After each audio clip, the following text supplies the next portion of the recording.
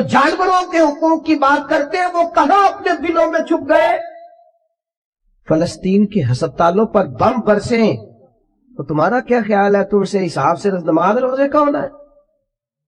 अल्लाह के बंदे तड़पते रहे और रब पूछेगा नहीं।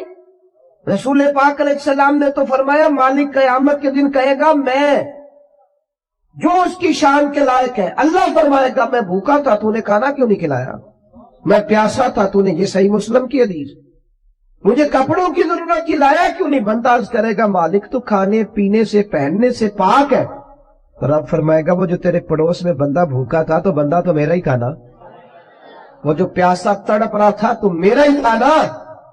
वो जिन अस्पतालों पे बम बरसते हैं वो कौन है? वो जहां जनाजे पढ़ने को कफन मुयस्सर नहीं वो कौन है? जब वो पूछेंगे बुला के तुमको अपने सामने तो क्या जवाब जुर्म दोगे तुम खुदा के सामने? तुम सो रहे हो, सियासतें कर रहे हो, इलेक्शन की बातें कर रहे हो, खुदा से डरो। एक बात बड़ी जरूरी है वो मैंने आपसे जरूर करनी है। एक आयत है कुरान पाक की सूरत बकरा पहला सिपारा आयत नंबर 120। अल्लाह ताला ने ना एक हद बयान कर दी, फरमाया वलन तरदा अनकल यहूद वलन नसारा हत्ता तत्तबिया मिल्लतहुम। फरमाया ये यहूदी और ईसाई तुमसे हरगिज राजी नहीं होंगे। ये कुरान है और सादा तर्जमा तफसीर की भी जरूरत नहीं। ये मुआहदे कर लें, मोहब्बत के वादे कर लें, ये तुमसे राजी नहीं होंगे। कब राजी होंगे? हत्ता तत्तबिया मिल्लतहुम, यहाँ तक कि तुम इनके दीन की पैरवी करने लग जाओ। मेरा जब पहली दफा पासपोर्ट बना तो मैंने सारा पढ़ा, किताबें पढ़ने का शौक था शुरू से। उसके हर सफे पे लिखा है कि सिवाय इसराइल के, यानी आप पूरी दुनिया में ये सबज हिलाली पासपोर्ट लेके जा सकते हैं, खबरदार इसराइल आप ये पासपोर्ट लेके नहीं जा सकते। यानी इतनी नफरत किसी मुल्क से कि उस पर लिख के छाप दिया हर सफे पर कि ये पासपोर्ट सिवाय इसराइल के हर मुल्क के लिए कारामद है। मेरा सवाल है अरब के उन लीडरों से जिन्होंने इसराइल के साथ मुआहदा किया, मुझे बताओ तुम्हें फलस्तीन की बेटियां भूल गई ना सारी की सारी? तुम्हें वो माँ भूल गई ना जो मस्जिद अक्सा के दरवाजे पे खड़ी होके चीखें मारती थी और कहती थी कोई अली को खबर करो कि मेरी बच्चियां कैद में हैं? और भूल गई? तुम्हें वो बहन भूल गई ना जिस पर शराब की बोतल उंडेलते थे इसराइल के फौजी? वो आपको अभी भी वीडियो मिल जाएगी। वो उंडेलते थे शराब की बोतलों से, पकड़ते थे, दस्त दराजी करते थे और वो बेटी कहती थी या रहमतल लिल आलम। भूल गया तुम्हें वो सारा कुछ? तुमने 1 मिनट लगाया और तुम मुआहदा किससे करवा रहे हो? अमेरिका के सदर से। इतना जुल्म किया तुमने, इतना कातिल के साथ मुआहदा। क्या समझते हो फलस्तीन वालों का कोई वाली वारस नहीं? सुनो, मेरे रसूल करीम सल्लल्लाहु अलैहि वसल्लम ने फरमाया मेरा कोई मालदार उम्मती दुनिया से चला जाए, पैसे जायदादें छोड़ के जाए तो उसकी औलाद में बांट देना, लेकिन अगर उसके जिम्मे कर्जा हो तो मेरे पास आ जाना, मैं अपने उम्मती का कर्ज अदा करूंगा। जिसका कोई वारस नहीं होता मदीने वाला उसका वारस होता है, मैं कर्ज दूंगा अपने उम्मती का। क्या समझते हो फलस्तीनी लवारस है? सुबह कयामत नबी पाक तुमसे सवाल करेंगे, तुम्हें अल्लाह के हुजूर हाजिरी देनी है। क्यों नहीं सुलह करता इसराइल फलस्तीन के साथ? लबनान के साथ दोस्ती क्यों नहीं करता? शाम सारा कट गया इसराइल की वजह से, आज तुम्हें ख्याल आया उनके साथ मुआहदा करने का? हमें सबक पढ़ाते हो, खुदा से डरो। और फिर इकबाल कहते हैं मुसलमानों से मायूस ना होना, हुक्मरानों से ज्यादा उम्मीदें भी ना लगाना। वो जो छोटे छोटे लोग निकले थे ना सहरा से, बज़ाहिर गरीब थे, बज़ाहिर उनके पास माल नहीं था, वो खालिद बिन वलीद जैसे, वो साद बिन अबी वकास जैसे, बज़ाहिर उनके पास ज्यादा असला नहीं था। इकबाल कहने लगे मायूस ना होना, ये नहीं कहना बन कुछ नहीं सकता। फरमाने लगे रात मैंने सुना है फरिश्ते आपस में बातें कर रहे। वाह इकबाल, तेरा भी अंदाज कितना निराला है। कहने लगे रात फरिश्ते आपस में बातें कर रहे थे, मैंने सुन ली हैं। भला वो क्या कह रहे थे? ये सारे लोग ना खालिद बिन वलीद, साद बिन अबी वकास, ये सहरा के रहने वाले और उस वक्त की सबसे सुपर पावर रोमा कहलाती, उलट पुलट के रख दी सारी रोमी सल्तनत। तो इकबाल कहने लगे रात फरिश्ते आपस में बातें कर रहे थे कि सुना है पाकिस्तान के, हिंदुस्तान के मुसलमान जवान मायूस हो गए। कहने लगा ना मायूस होना, निकल के सहरा से जिसने रोमा की सल्तनत को उलट दिया था, निकल के सहरा से। गर्मी देखो इस शेर की, वलवला देखो इस मर्द का जो मुसव्वर पाकिस्तान है। निकल के सहरा से जिसने रोमा की सल्तनत को उलट दिया था, सुना है मैंने ये कुदसियों से, वो शेर फिर होशियार होगा। वो कल बातें कर रहे थे कि बहुत सारे उनमें से फिर जाग गए। اور بڑی جلدی وہ بلاک بنائیں گے. سنا ہے میں نے یہ قدسیوں سے کہ وہ شیر پھر ہوشیار ہوگا, وہ آئے گا میدان میں, نکلے گا. ان وسیع خواہشات کی تکمیل کے لیے لوگوں نے دیس چھوڑا اور پردیس چلے گئے. تھوڑا سا چیزوں کو مینج کریں اور اپنی ضروریات کو سمجھیں. نبی اکرم صلی اللہ تعالی علیہ وآلہ وسلم نے کھانا کھانے کی اجازت دی, لیکن کھانے میں غیر محتاط ہونے سے منع فرمایا. بخاری مسلم میں موجود ہے. حضور فرماتے ہیں کھانا اتنا کھاؤ بس جتنا تمہاری کمر سیدھی کرنے کے لیے کافی ہے, چند لقمے کافی ہیں. اور فرمایا بڑا دل کرے نا پیٹ بھر کے کھانے کو تو پھر بھی کھانے کے 3 حصے کرو, ایک میں ہوا ہو, ایک میں پانی ہو, اور صرف تیسرے میں کھانا ہو, ضرورت سے زیادہ نہیں. ہمارے ہاں جناب کھانے کا معاملہ بہتر سے بہتر ہوٹل اور بہتر سے بہتر غذا اور جناب لذات کی دنیا, اور جناب آج یہ پک رہا ہے اور ریسیپی نہیں آ گئی اور مسالہ جات بن گئے اور کتابیں چھپ گئی, اور صبح سے شام تک سوائے کھانے پینے کے, آنے جانے کے, کس شہر میں کون سا ہوٹل کہاں ہے اور وہاں کون سی چیز اچھی پکتی ہے, یعنی 70 کلومیٹر کا سفر طے ہو رہا ہے ہوٹل تلاش کرنے کے لیے. او خدا کے بندے, تو کھانے پینے آیا دنیا میں؟ یہ کھانے پینے والا معاملہ تو قیامت میں ہوگا. وَأُتُوا بِهِ مُتَشَابِهًا, اللہ فرماتے ہیں ملتے جلتے پھل دوں گا لیکن ذائقے نرالے ہی ہوں گے ان کے. وہ جنت میں ملیں گے وہ کھانا اور جی بھر کے کھانا اور مرضی کرنا, یہاں فقط کھانے پینے آئے. اور بعض لوگ ایسے ہیں جن کے کپڑے پرانے نہیں ہوتے, ان کا ڈیزائن بدل جاتا ہے. مجھے بتائیے شادیوں پہ جو لباس بنتے ہیں, لاکھوں کی جو خریداری ہوتی ہے, وہ کپڑے میرے خیال ہے زیادہ سے زیادہ ایک دفعہ ڈالے جاتے ہیں, اس کے بعد کو بندہ ڈھونڈا جاتا ہے جو ہم سے وصول کر لینا. کبھی 60,000 کا جوڑا, 90,000 کا جوڑا. ناراض نہ ہونا, امیر کوئی نہ کوئی ایک آدھ رسم چھوڑ دیتے ہیں, غریب آدمی ایک رسم بھی نہیں چھوڑتا. جتنا مرضی ادھار پکڑنا پڑے اس نے ایک بھی نہیں چھوڑنی, ساری پوری کر دی ٹوٹل. ادھر سے اٹھاؤ ادھر سے اٹھاؤ لیکن ٹوٹل پوری کرنی. جتنی یہ قبیلے کی ہے, یہ برادری کی ہے, یہ علاقے کی ہے, یہ فلانے کا. کن چکروں میں الجھ گئے. ملبوسات تو ضرورت کے لیے ہوتے ہیں, لیکن الماری میں گنجائش کوئی نہیں کپڑے مزید رکھنے کی. لیکن لوگ ہیں کہ بازاروں کا سفر چھوڑ ہی نہیں رہے, آ رہے ہیں جا رہے ہیں, آ رہے ہیں جا رہے ہیں. میں اکثر کہتا ہوں 15 دن کا عمرہ کرنے جو لوگ جاتے ہیں, اگر 15 دن کے عمرے کے اندر وہ 60 کلو سامان کی خریداری کریں اور کہیں کہ وہ جناب 46 کلو تو ایئر لائن نے کہا تھا, اور 15 کلو اب آپ میرا 2 کلو رکھ لیں گے, آپ میرا 3 کلو رکھ لیں گے. بازار گھومنے آئے, یہاں تجارتیں کرنے آئے ہو, اللہ کے گھر میں حاضری دو جس کام کے لیے آئے ہو.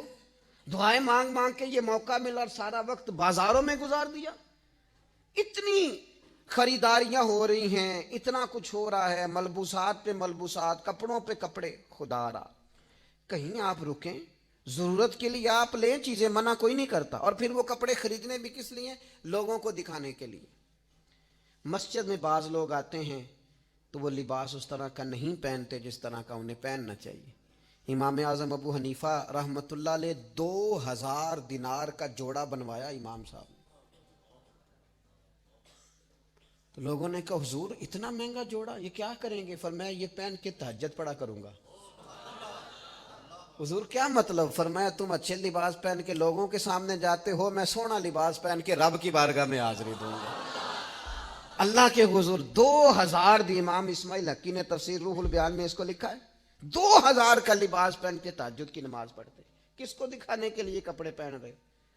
جو دیکھ کے چہرہ ادھر کر رہے ہیں, کہتے ہیں بڑے دیکھے ہیں, یہ تو میں نے پرانا بھی کر دیا ڈیزائن جو آپ نے لیا ہے. تو اپنے مزاج میں, لہجے میں, طبیعت میں. اور پھر اسی طرح کا معاملہ مکانات کے ساتھ ہے. نبی کریم علیہ السلام تو بڑے بڑے بلند و بالا مکانات کو پسند ہی نہیں کرتے تھے. حضور نے تو نہیں پسند فرمایا, سادہ گھر میں رہنا پسند. لباس کے معاملے میں نبی پاک علیہ السلام نے فرمایا جس نے دنیا میں شہرت کا لباس پہنا اللہ اسے آگ کا لباس پہنائے گا قیامت کے دن. کیوں آپ دکھاوے کا لباس پہنتے ہیں؟ صرف لوگوں کو پتہ چل جائے کہ میرے پاس ذرا انوکھا انداز ہے, تسنوں کے لیے, بناوٹ کے لیے, ریاکاری کے لیے. تو یاد رکھیے گا کہ نبی اکرم صلی اللہ تعالی علیہ وسلم نے اسراف سے, فضول خرچی سے, بلا وجہ بعض جگہوں پہ پیسہ خرچ کرنے سے منع کیا. میں دیکھتا ہوں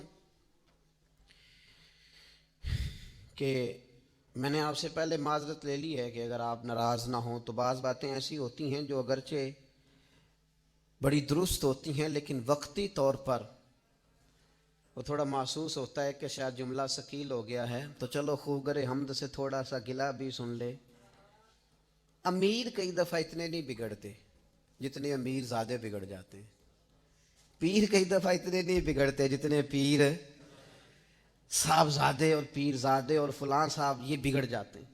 امیر صاحب نے پیسہ کمایا ٹھیک ہے، لیکن ان کے بچوں کا جو ذہن بن جاتا ہے نا کہ اوہو ہم تو بڑے امیر ہوتے ہیں، وہ سب سے زیادہ ناکام اس وقت ثابت ہوتے ہیں کہ جب وہ اپنے بچوں کو اعلیٰ پیسہ دینے میں تو کامیاب ہوئے لیکن اعلیٰ افکار دینے میں ناکام رہ گئے، ان کی سوچوں کو مضبوط نہیں کر سکے، وہ طے نہیں کر کے دے سکے کہ بیٹا سادہ طرز زندگی بڑا اعلیٰ ہوتا ہے۔ مجھے بتائیے نا کہ ایک آدمی صرف اس لیے موبائل چینج کر رہا ہے کہ اس کے جناب ماڈل بدل گئے ہیں اور اس نے نئے ماڈل کا لینا ہے، اور دوسری طرف حالات یہ ہیں کہ کچھ لوگوں کو غذا میسر نہیں ہے، سطح غربت سے نیچے زندگی گزار رہے ہیں، لباس پورا میسر نہیں ہے کہ وہ بیچارے سردی سے اپنے آپ کو چھپا لیں۔ اپنی آنے والی نسل کو اس طرح کا مزاج دیں، ان کو اس طرح کا سمجھائیں کہ وہ کفایت شعار ہو۔ میرے ایک دوست ہیں، کم و بیش کو 13-14 سال سے میری ان سے دوستی، ایک چھوٹی سی وہ دکان کرتے ہیں۔ میں نے زندگی میں کبھی اس شخص کو نہیں دیکھا کہ اس نے کبھی آ کے کہا حالات بڑے خراب ہیں۔ میں نے ایک دن پوچھا، میں نے کہا یار لوگ کیا ہی دیتے ہیں؟ تو آپ کہنے لگے جی میں نے شروع سے اپنے بچوں کو اور گھر والوں سے کہا تھا کہ جو میرے پاس ہے اسی میں جینا ہے، اس سے آگے نہیں بڑھنا۔ آپ یہی اللہ تعالیٰ کا ہمارے حق میں فیصلہ ایک کرم ہے اور اسی میں ہم نے زندگی گزارتی۔ کہنے لگے کہ تو میں کسی اسکیم کا حصہ نہیں بنتا، اور ایک سادے کپڑے پہن کے مجھے کبھی شرمندگی نہیں ہوتی، اور ایک یہ کہ مجھے جہاں بھی کہیں بٹھا دیا جائے میں اپنے آپ کو کمزور نہیں سمجھتا۔ میں نے یہ طے کر لیا ہے کہ وہ مجھے کیوں نہیں پسند جو رب نے میرے لیے پسند کیا ہوا ہے، میں کسی کو دیکھ کے کیوں للچاؤں۔ یہ طرز زندگی مضبوط طرز زندگی، یہ افکار یہ مضبوط افکار ہیں۔ آپ تھوڑا سا چیزوں سے باہر آئیں، اسراف، فضول خرچی اور یہ ساری چیزیں۔ پھر میں دیکھتا ہوں کہ اگر کوئی شخص تھوڑا بہت چیزوں میں بچتا بھی ہے تو وہ بعض ایسی چیزوں کا خیال نہیں کرتا جس کا اسے اور بھی خیال کرنا چاہیے۔ اگر آپ کے گھر میں پانی کھلا آتا ہے تو آپ کبھی اپنے ہی ملک میں سفر کر کے دیکھیں، بعض جگہیں ایسی ہیں جہاں پینے کو پانی نہیں ملتا، تو آپ کو اللہ تعالیٰ نے عطا کیا ہے تو آپ ضائع کر رہے ہیں۔ وہ ٹوٹی اگر کسی جگہ سے لیک ہو گئی ہے اور اس میں پانی کے قطرے بہتے جا رہے ہیں تو کہتے ہیں کوئی حرج نہیں، کل پرسوں ٹھیک ہو جائے گی۔ آپ اگر کوئی چیز آپ کو وافر مل گئی ہے، اللہ کے فضل سے زیادہ ہو گئی ہے، تو آپ کو قدر ختم ہو گئی ہے۔ نبی اکرم صلی اللہ تعالی علیہ وسلم کو اگر برتن بھر کے پانی دیا جاتا تھا تو چوتھے حصے سے وضو کر لیتے تھے۔ رسول پاک صلی اللہ تعالی علیہ وسلم نے یہاں تک تاکید فرمایا اگر تمہارے گھر کے سامنے نہر بھی ہو تو پھر بھی میں تمہیں اجازت نہیں دیتا کہ تم وضو کرتے وقت پانی ضائع کرو، استعمال کرتے وقت پانی کا ضیاع کرو۔ نہر بھی چل رہی ہو تو پھر بھی محتاط طریقے سے تمہیں پانی استعمال کرنا ہے، تمہیں اسراف کرنے کی اجازت نہیں ہے، فضول خرچی کی تمہیں اجازت۔ اور پھر میں نے یہ بھی دیکھا ہے بعض لوگوں کو کہ وہ کونے پہ ہو کے شکوہ کرتے ہیں، وہ کہتے ہیں دیکھو کتنا مالدار ہے لیکن کتنا سوچ سمجھ کے چلتا ہے، تو کیا کرے اگر مالدار ہے تو۔ بعض لوگوں کا خیال ہوتا ہے بندہ بڑا مالدار ہے، ہم نے فلاں کام کہا تھا تو اس نے توجہ نہیں کی، تو بھائی پیسے اس کے ہیں، آپ کو تنقید کی اجازت ہی نہیں ہے۔ اگر تو آپ کا قرض اس نے دینا ہے تو آپ تنقید کریں گے، ویسے آپ کیسے کر سکتے ہیں؟ ہم بعض ایسی چیزوں کا مطالبہ کرتے ہیں جن کا دین ہمیں پابند نہیں کرتا اور اس میں ہم شدت بھی کرتے ہیں۔ وہ کہتے ہیں دیکھا جی ان کے کہہ دینے سے کام ہو جانا تھا، کیسے ہو جانا تھا بھائی؟ تو اتنی زیادہ تکلف میں آنے کی ضرورت نہیں ہے۔ آپ کوشش کریں اللہ تعالیٰ اخلاص عطا کرے، باقی رستے تو وہ آسان کر دیا کرتا ہے، وہ آسان کر دیتا ہے۔ لیکن کسی بھی چیز میں آپ شدت پسندی کا شکار نہ ہوں، الجھے نہیں۔ آپ کوئی کام بھی ایسا نہ کرے جس میں کوئی چیز ضائع ہو۔ اسراف سے جتنا بچ سکتے ہیں، فضولیات سے جتنا بچ سکتے ہیں۔ ایک بڑا خطرناک لفظ لوگ بولتے ہیں، زندگی سہولیات والی جو ہے دین اسے منع نہیں کرتا، آپ سہولیات والی زندگی اختیار کریں، لیکن بعض لوگ کہتے ہیں کہ میں نے نا عیش پرستی والی زندگی جینا ہے، میں بے تحاشا مال خرچ کروں گا. یہ 10 بندوں کا کھانا ہے تو 50 کا پکاؤ, 20 بندوں کے کھانے کی ضرورت ہے تو 100 کا پکا دو. عیش پرستی کی زندگی. مسند امام احمد بن حنبل میں ایک روایت ہے, اس کے لفظوں میں جو گہرائی ہے, جملوں میں جو حسن ہے, اور سمجھانے کا جو انداز کریمانہ ہے. حضرت معاذ ابن جبل رضی اللہ تعالیٰ عنہ فرماتے ہیں, نبی پاک نے مجھے یمن کا گورنر بنایا تو حضور نصیحتیں فرما رہے تھے. فرماتے فرماتے فرمایا, معاذ گورنر بن کے جا رہے ہو, عیش پرستی والی زندگی سے بچنا. کیا انداز ہے محبوب کا. حضور فرمانے لگے, جو رب کے بندے ہوتے ہیں وہ عیش پرست نہیں ہوتے, جو اللہ کے بندے ہوتے ہیں وہ عیش پرست. یہ مسند امام احمد بن حنبل اور مشکات دونوں میں موجود.